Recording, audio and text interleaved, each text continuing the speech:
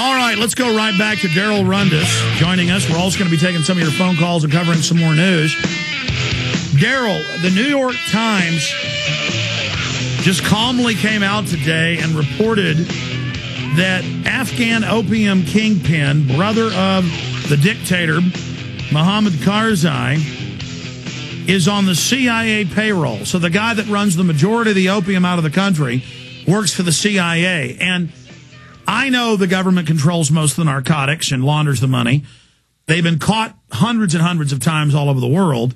CIA aircraft crash with pure cocaine on board, meaning it's coming from the source. The congressional report in 1996, the CIA inspector general admitted it. But then the phony drug war just continues. And people say, oh, you're for drugs. No, I'm against the government making them illegal. I want them decriminalized, not legalized. That means you just go out and buy them at the store. So that it will kill the black market and get all the money out of drugs. So the market will break down. And all the foreign countries that have done this, it basically ends their drug problem by and large. Really cuts way back on it. You know, last time I was down there, actually, I think it was the Tea Party. I was driving back up, ate at a restaurant there in Austin, ran into a Texas Ranger, of all people, and we started talking. And, you know, it was common knowledge amongst the Texas Highway Patrol, the DPS, as well as the Texas Rangers. The CIA runs drugs through the border all the time. It was no news to him. When we got on that topic, he was like, well, yeah, sometimes they let us catch a batch just to make it look good, but, yeah, we know they run it all the time. And so why no one does anything about it, why people, you know, fail to really dig deep and look at where the source of this is coming from, why they don't close down the border in spite of the terrorism after 9/11 and so on. I mean, so many obvious consequences. People would be good to open up their heart, open up their eyes, and open up their mind and seek the truth. Absolutely. So you ran into a Texas Ranger, and he just said, oh, yeah, we all know they bring the drugs in. Yeah. I mean, it was just like common knowledge to him. He didn't even bat an eye. I said, so what do you think about, you know, these reports about the CIA smuggling drugs across the border? He said, oh, that's been going on for years. We know that. But, you know, they don't let us catch them except for once in a blue moon just to make the front page, make it look like we're doing our job. But how does a police officer then catch a teenager with marijuana or ecstasy or something like that? And I'm not saying those things are good. How do they catch them with that and then throw the book at them and feel good about it? Because that's another form of tax. They bring the drugs in to get us dependent and to literally legalize slavery. They bring something in that's highly addictive. They make it cool in Hollywood and the movies and the culture, the gangster rap and all of it. The young people use it. It's certainly bad, and especially the hard drugs. And then they put you in a private prison that every time I look into it is owned by a bank that's laundering drug money. I mean, this is so sick. Yeah, absolutely. And that's, once again, I think, I would hope and pray the day will come when the American people will just get so fed up, they'll quit playing the man's game, and they'll just lay down and quit paying their taxes.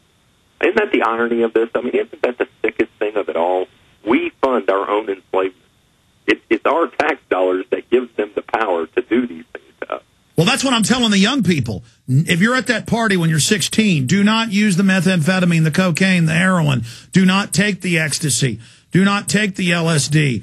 You are using the government's products. And parents, don't put your children on Ritalin and Prozac. All the studies show it's the dyes in the food and the MSG and the aspartame that's making your kids bounce off the walls.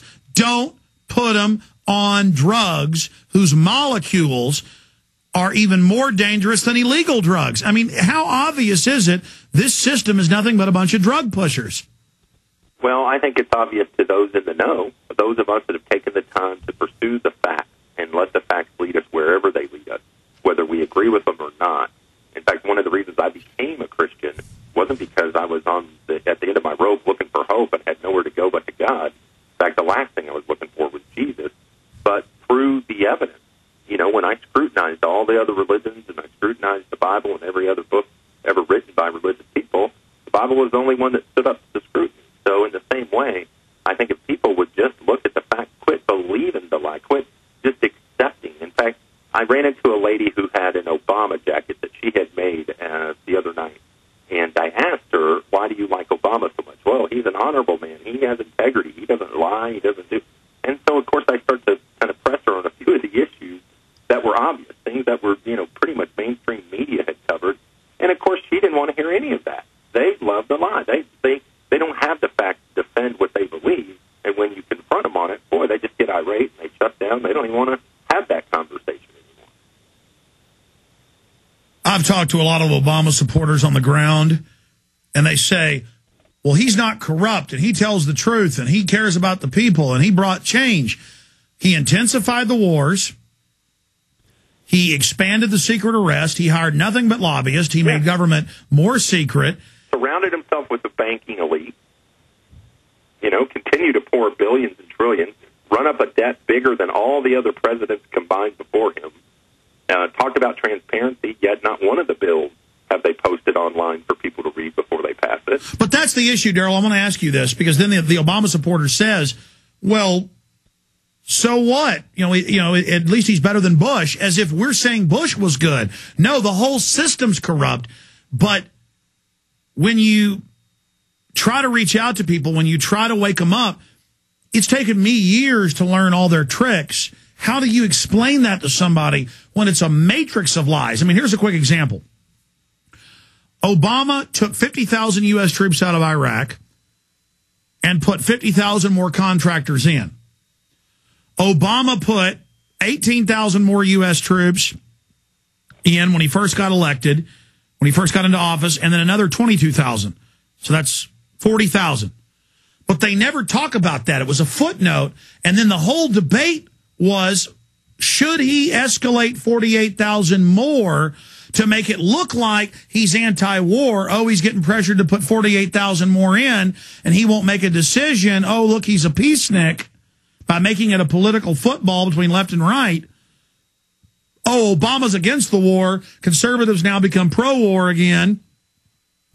Democrats are like, well, he's not putting more troops in when he already put 40,000 more in. And I don't know what you call that trick, but that's just one of hundreds of tricks. And I know all their tricks now, and it makes my head hurt, Darrell, that I can't explain it to people. That they don't want to know. They don't want to understand. I mean, what would you call that trick? A bait and switch? Well, just pure deception, first and foremost. But yeah, it's what is the norm now.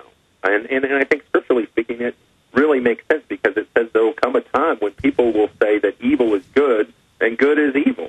And that's exactly what we see. We see people constantly, continually worship this guy. I mean, they're teaching our kids to sing songs to him and so on and so forth, and they dismiss and don't even want to know the true facts of what's going on. In fact, it's interesting that I share with people all the time that, and it's just like this information about the New World Order and what's going on in the world today, the evil atrocities these guys commit. You've got to remember one thing, and we've talked about this before.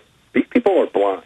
They're blind to the truth. They're blinded by the world. They're blinded by a lot of things, their greed, their money, whatever it is. And you never get mad at the blind man. That's the first rule. So when they don't want to know, you got to remember, this isn't an argument to be won. This is just information to be shared. And so don't get frustrated. Don't give yourself a headache over it.